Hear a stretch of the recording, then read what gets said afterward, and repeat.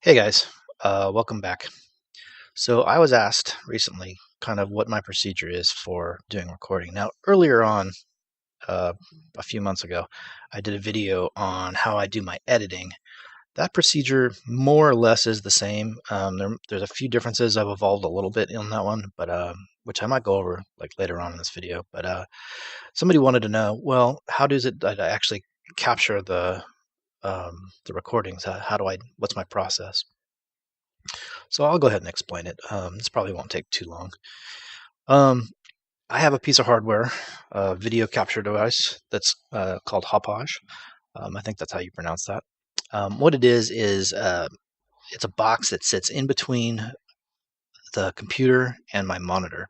So basically, my HDMI feed goes from the computer to the Hopage, and then from the Hopage back to the monitor. And what this box does is it splits the signal and it sends part of it to the monitor and it sends the other part over to the back to the computer to be recorded. So that's the hardware part. I've also got my Xbox hooked into that as well through a HDMI splitter. Um, so yeah, I can capture either the Xbox or the uh, computer, either way. And yeah, so that's the video portion out. The Hopage uses a piece of software called the Hopage Capture, and I'm recording now, so it's kind of hard to show you this. But you can see it's got the big record button. I've got the video input set to HDMI. I've got the audio input set to HDMI. I've got the microphone input set to none.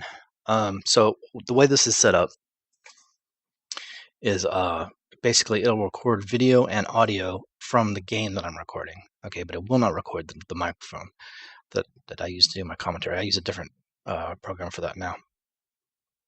Um, this is kind of funny because I've got this big screen right here in the middle shows you what you're recording. So I've got it showing me the Hopage software, which is showing me the Hopage software, which goes all the way down into Affinity. And yeah, you can even watch the cursor because there's a bit of a delay on the recording. So yeah, so that's how I capture video and game audio. That's all captured by this piece of software, which basically just captures it from the HDMI feed and sends it back over to the computer again and saves it in a file. So that's the hardware part of the whole process, or the video part of the whole process. There's some other stuff in here which I might not be able to show you because I have to sit on capture in order to capture this. The only thing I really use here is edit sometimes, and even that not very much because I don't edit in this piece of software. It's very basic editing. The only time I might come into this edit tab is if for some reason one of my files is corrupted, and this has happened once or twice. You can fix it sometimes by going into the edit file and splitting the file out and just doing some stuff like that. But normally, I don't really mess with any of these other things. This is just basically what I use to capture. That's it. Okay. So let's minimize that again. Now, what about the audio? Well, the commentary, I should say. I used to capture my commentary directly through this microphone input. The problem that I had with that was that it would save both the audio input from the game and the microphone input into the same channel, which means I couldn't separate them.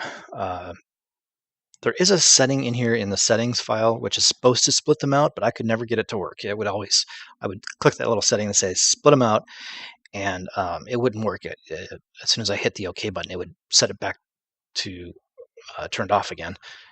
So it never did work for me. I don't know why. So that's the way I used to do it. If you go back and listen to some of my like the Saints Row series, the very first series I did, and probably even into the second series, which I think was Assassin's Creed, that's the way I handled it. So there was no way to change the sound on my microphone input versus the game sound, or if I had to cut something out of my, if I said something in the microphone that I didn't want, I'd actually have to cut into the video, which was kind of problematic sometimes. So after playing around with it, I actually picked up a different method of doing this. So I turned off the microphone out of here, and instead, let me drag this over here. I'm now using Audacity, which is a free program. At least I think it's free. I don't remember paying for this. I always pay for my software when they want payment. But I think this one was free. I don't remember, I guess. Anyway, so I'm now recording through Audacity. So this is just recording my microphone. It does not record any game sounds. So what that means is I've got a separate track for my audio, commentary audio versus the game audio, which means I can cut into this when I'm editing separately from the game audio feed and the video feed.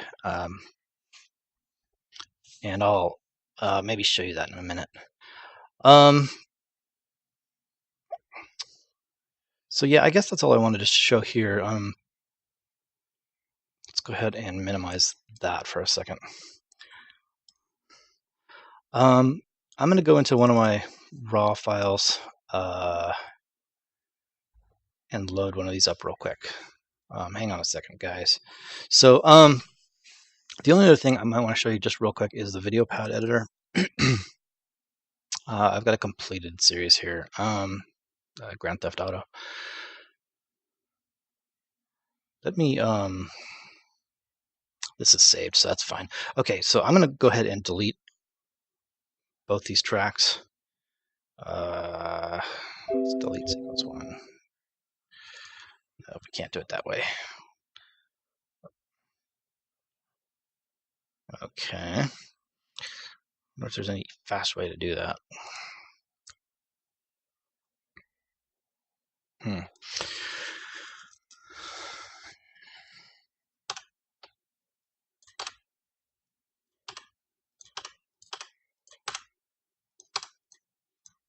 Okay, I've got all the sequences deleted. I guess I can go ahead and show it to you this way. So here we have the original video file. Let's drag this down into here. So you can see we've got the video track across the top, and then below that we've got an audio track. These tracks are linked. Okay. So I can't move these around now. I can unlink them if you go into here and unlink from video. You can unlink them, but there's really no reason to, not usually. This sound file is already synced up with this video file. Should be just about all the time, unless there's been some kind of problem. So there's no reason really to unlink these. But then I've also pulled in that WAV file that I got from Audacity. Now this is my commentary file. So this is the game sound right here. This is my commentary sound. Okay. Okay, so if you really want to see the nitty-gritty of how all this works, go back to my previous video about editing files, because that's where I really kind of go into more detail. Even though at that time I was only doing one audio track for both the game sound and the audio, it's more or less the same process. The only difference really here is I have to sync them up. Now, what does that mean? Well, okay, I just got finished saying the game sound is synced up already. So if I turn this off and I play this file.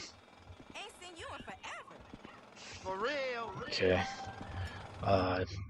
You guys should be able to hear that, I think. So. All right. Well, we're gonna need a crew. You got any contacts in LS or not? You can see. I've been working with someone. You can see up in here. Too unpredictable. I'll have to reach out to some other guys. The sound is synced up to the game video. But what's not synced up is the commentary audio, because they're done in different programs. So you know that thing they do in movies when you see movies being filmed, sometimes some guy will stand in front of the camera and he'll hold the clipboard and he'll go scene 1, act whatever, and then he'll do that clip thing. You know, they smack the thing, it goes click. The reason they do that, if you guys don't know, is to sync the sound with the video.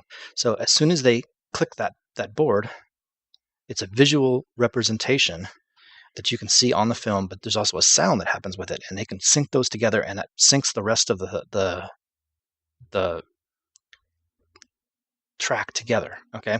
Now I do almost exactly the same thing, although I don't have a soundboard or a clapboard, but I'll do something very similar, and I'll see if I can show it to you guys here. Test. Okay, so that's me talking. Okay. Let's see.